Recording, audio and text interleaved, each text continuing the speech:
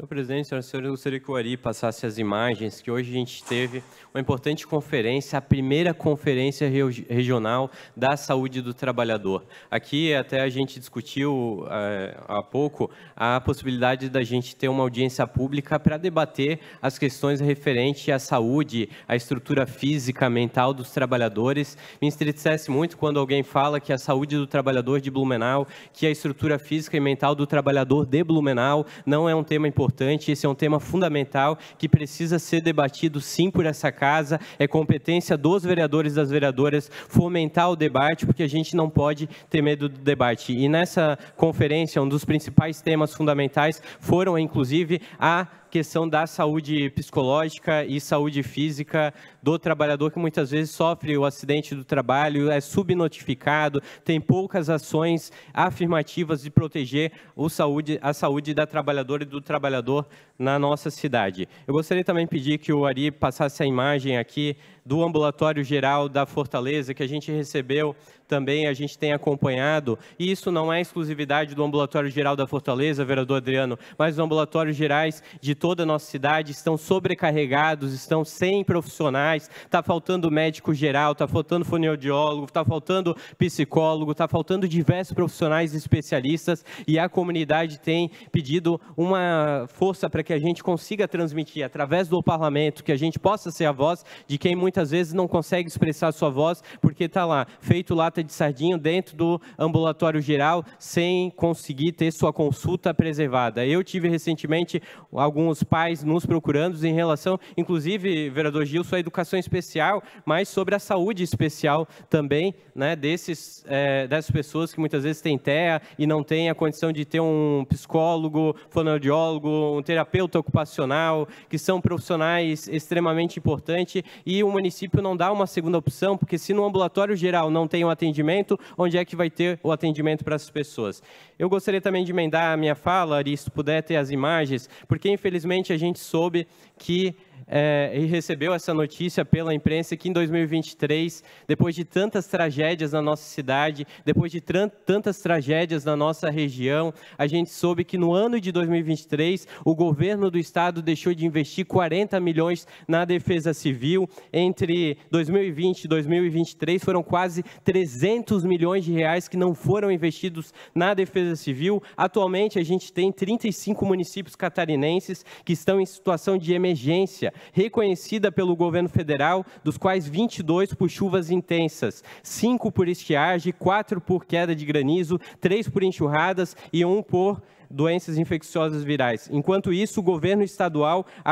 firmou um contrato de 5,1 milhões para reformar a sede da Defesa Civil. Enquanto os municípios estão precisando de ações para mitigar os riscos, para mitigar os danos, para contenção de encostas, todas as obras de contenção de encostas que hoje tem na cidade de Blumenau são obras provenientes de recurso do governo federal, do governo do presidente Lula, e infelizmente, inclusive, o Tribunal de Contas do Estado, alertado sobre a situação da baixa aplicação dos recursos previstos para a Defesa Civil, com apenas 22,49% das dotações orçamentárias executadas nos primeiros 9 meses de 2024. Essas decisões refletem uma priorização inadequada dos recursos públicos, negligenciando a segurança e o bem-estar da nossa população. Santa Catarina enfrenta recorrentes desastres ambientais, até pela sua topografia, com prejuízos superiores a 40 bilhões de reais, se for somado os 33 anos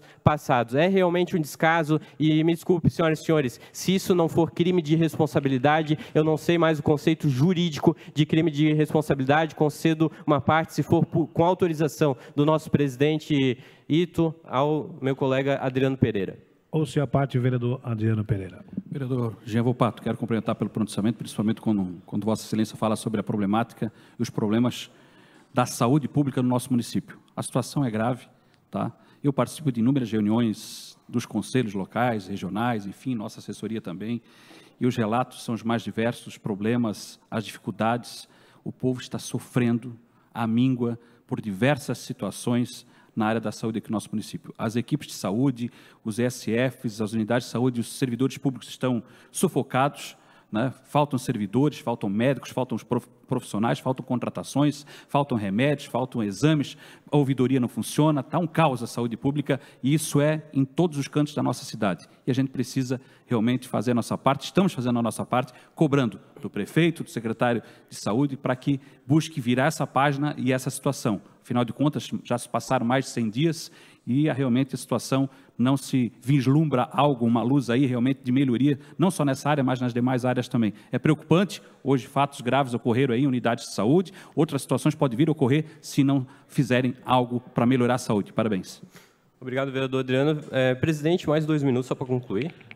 Concedo mais 2 minutos pela uma parte. Obrigado pela gentileza, presidente. E realmente, senhoras e senhores, são tantas irresponsabilidades, sobretudo aqui destacando a irresponsabilidade do governo do Estado, que inclusive a gente não quer trazer essa casa uma guerra de emoções, vereadores e vereadoras. Mas se precisasse ter uma guerra de emoções, a gente podia ter aqui uma moção de repúdio ao governador Jorginho Melo pela demora da entrega da SC-108 no prolongamento da Via Expressa. A gente podia ter uma moção de repúdio pela falta de investimento da Defesa Civil aqui na região, uma moção de repúdio por conta que a nossa região não tem um hospital regional, uma moção de repúdio porque a gente ainda não tem um polo da Universidade Federal, Universidade Estadual de Santa Catarina, a gente tem um polo da Universidade Federal aqui na nossa cidade, a gente tem um Instituto Federal aqui na nossa cidade, Gaspar tem um Instituto Federal, a Rede Federal, o governo federal, os governos, sobretudo do Partido das Trabalhadoras e Trabalhadores, porque tudo que tem aqui na nossa cidade que diz respeito à federal vem através das mãos da contribuição, da força e da luta dos governos do Partido das Trabalhadoras e Trabalhadores. Agora, o governo do Estado de Santa Catarina, infelizmente, tem deixado a desejar e tem ocorrido diversos crimes de responsabilidade. Eu acho que a gente tinha que deixar, senhoras e senhores, essa guerra de moção para lá e para cá, que inclusive se tem depondo contra a nossa Câmara de Vereadores e nós devemos começar a se unir através de causas de luta, de bandeira e parar de ficar com essa rinha aí de moção aqui nessa casa e começar a lutar pelo que realmente interessa, que são as obras efetivas que mudam a vida do nosso povo, que é, vereadoras e vereadores, chegar num posto de saúde e ter o médico no posto de saúde para ser atendido, que é que o pai e a mãe cheguem até na creche e tenha a condição de deixar o seu filho na creche porque ele quer trabalhar e quer que seu filho tenha qualificação já desde a primeira infância. Parabenizo aqui a vereadora Cristiane Loureiro, que eu vi que está apresentando o Plano Municipal da Primeira Infância. Quer que a gente tenha, como disse o nosso líder, o tempo acabou, mas enfim, senhoras e senhores, precisamos realmente ter responsabilidade aqui e parar com essa guerrinha aí de moção aqui na Câmara de Vereadores.